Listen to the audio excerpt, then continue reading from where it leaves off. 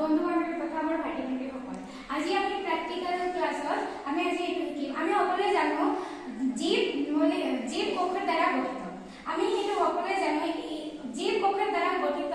ইয়াই আমি দেখিবলৈ আজি আমাৰ সন্মুখত যৌগিক অনুবীক্ষণ যন্ত্ৰ আছে। ইয়াৰ দ্বাৰা আমি দেখিম জীৱ সৰু সৰু ক্ষুদ্ৰ কণা বা ক্ষুদ্ৰতম কোষ। এইটো হল যৌগিক অনুবীক্ষণ যন্ত্ৰ। এইটো হল নত্ৰবীক্ষণ নলিতনা। এইটো হল স্থল ব্যৱস্থা স্ক্ৰু। এইটো হল সূক্ষ্ম ব্যৱস্থা স্পক স্ক্ৰু। এইটো হল ক্লিপ। এইটো হল মঞ্চ।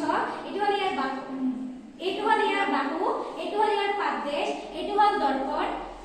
এইটো হল ইয়াৰ লেন্স। ইয়াৰ সহায়ত আমি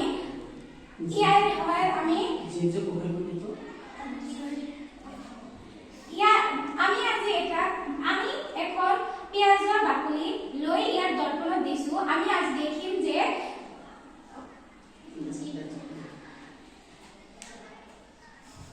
ইয়াত আমি দেখি পালো যে পিয়াজৰ বাকলি পাতল বাকলি এটা কোষৰ দ্বাৰা গঠিত। ইয়াৰ সহায়ত আমি দেখিব পালো পিয়াজৰ বাকলি এটা কোঠাৰ আছে, সৰু সৰু কোঠালি আছে, অৰ্থাৎ